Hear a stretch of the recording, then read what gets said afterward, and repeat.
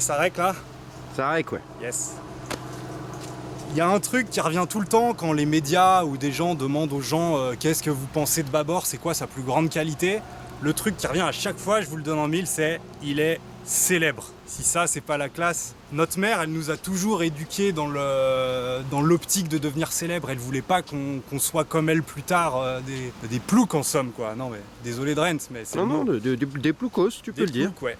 Et du coup, moi, par respect pour ma mère, j'ai bossé dans ce sens. Et aujourd'hui, vous connaissez le résultat, quoi. Ah, c'est vrai que t'as toujours été le préféré, le fils prodigue de la famille. Moi, j'ai jamais pu rivaliser. Drent, je t'interdis de dire ça, ok? Ça, ce que tu dis, c'est vrai, mais toi, t'es sur la rampe de lancement, t'es comme ça. C'est juste, t'as pas encore assez bossé, t'es un peu plus jeune, mais t'inquiète, je vais te faire profiter de mon réseau tentaculaire, ça va... Que des stars dans la famille, des stars ou rien. Alors aussi un petit message orageux, parce que je vous vois venir en commentaire en mode Babor, redescends, t'as 48 000 abonnés YouTube, t'es pas une star. Alors à ceux-là, j'ai deux choses à leur dire. Déjà, 48 000 juste convertis en terrain de foot. Voilà. Et réfléchis un peu à ce que ça fait. Et deuxième chose, si les 48 000 YouTube te suffisent pas, permets-moi de te rappeler qu'on est 169K sur TweetWeet. Donc tes commentaires négatifs et désobligeants, je t'invite à aller les mettre sur des mecs qui ont moins de 10K sur YouTube. Ciao. Allez, petite anecdote de star, histoire que t'aies pas cliqué pour rien. Ça m'est arrivé là, il y a pas plus tard qu'il y a 2 semaines, j'étais dans le train en mode complètement incognito pour pas qu'on m'emmerde, j'avais tout, j'avais la capeline, les grosses lunettes, cagoule intégrale, enfin discret quoi. Et j'étais à côté d'une famille dans un carré, tu vois, t'avais la mère et puis t'avais son gosse, il était sur sa console, là, ça faisait 2 heures, il avait pas levé la tête de sa console, et à un moment, la mère, elle lui dit « Écoute Jordan, est-ce que tu peux arrêter un peu de faire de la console, ça fait 2 heures que tu fais ça, est-ce que tu pourrais peut-être plutôt lire ?» des tweets de Babor. Elle a dit ça, la meuf. Là, j'ai souri forcément. J'ai un peu bandé aussi, un peu dur quoi. Et j'ai pas pu m'empêcher d'aller lui parler. La nana, je vais la voir et je lui dis écoutez, c'est beau de dire ça, mais en vrai, votre fils, laissez-le jouer à la console parce que vu sa tête, il a l'air beaucoup trop con pour comprendre mes tweets. Et là, tu sais pas ce qu'elle m'a dit? Vas-y. Elle m'a remercié. Oh. Bah ouais.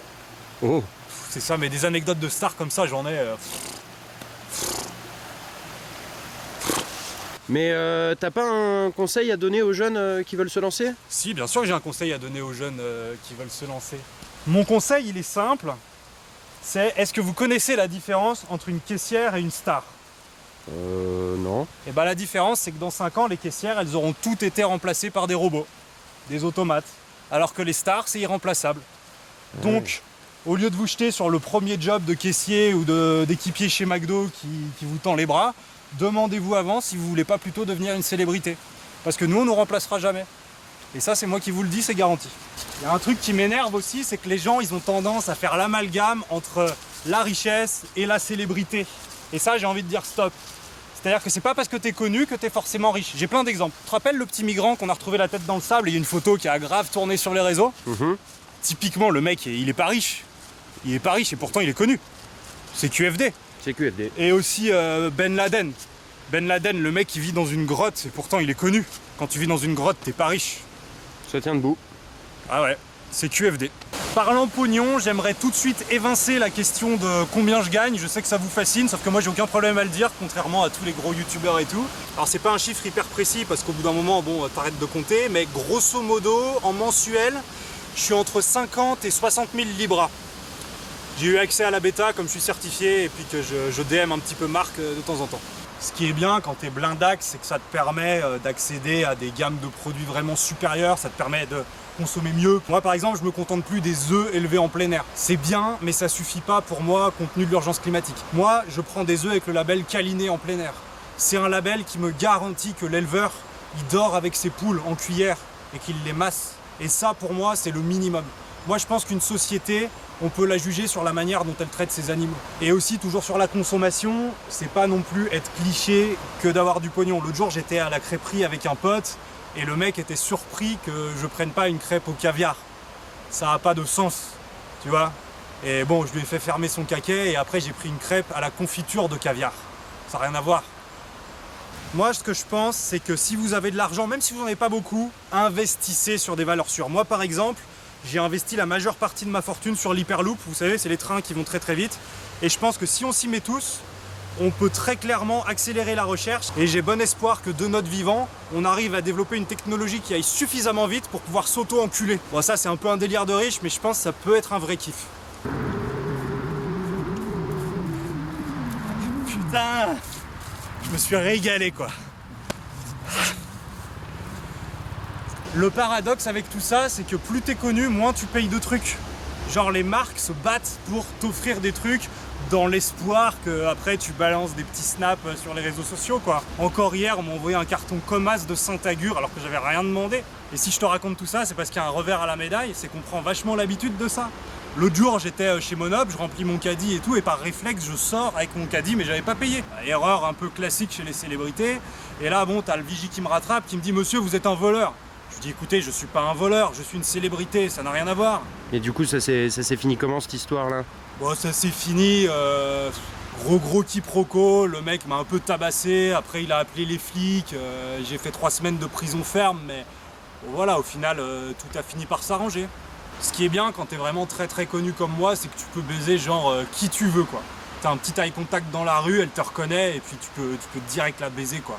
Et je me suis rendu compte auprès de mes potes un peu plus modestes, avec un destin moins incroyable que moi, que c'était vraiment une chance. Enfin, genre pour eux, baiser c'est hyper galère en fait. Et ça, je m'en rendais pas compte.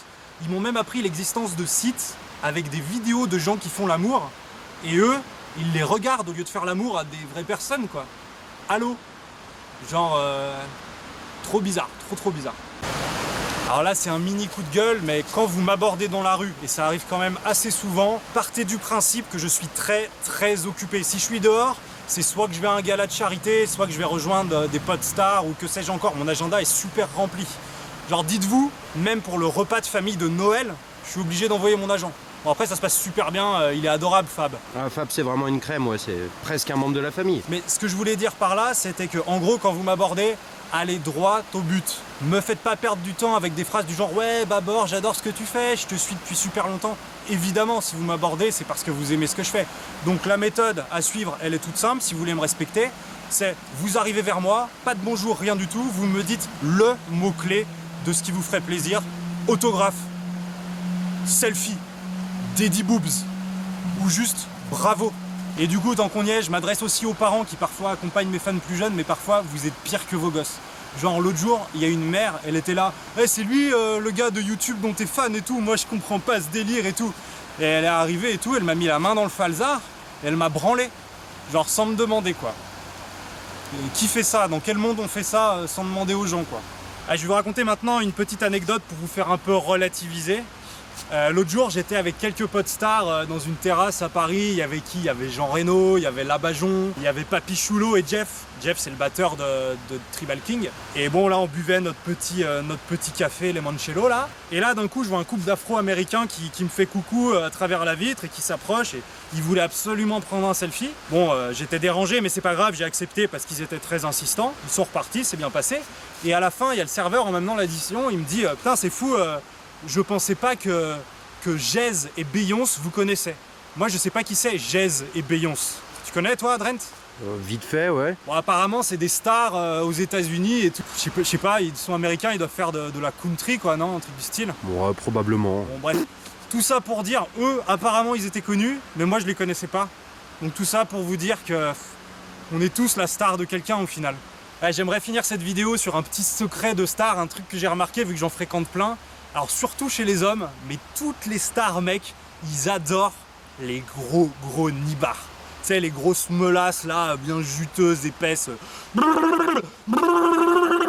Genre vraiment, ils kiffent quoi. J'en connais pas un qui aime pas les grosses meules quoi. Voilà, je crois que j'ai fait le tour du sujet de la célébrité. Je pense que vous y voyez un peu plus clair. Si vous avez des questions, n'hésitez pas. Et surtout, s'il y a d'autres sujets comme ça que vous voulez que je décortique pour vous, eh ben n'hésitez pas, lâchez-le en coms. Et surtout, ben, croyez en vos rêves, quoi. Salut!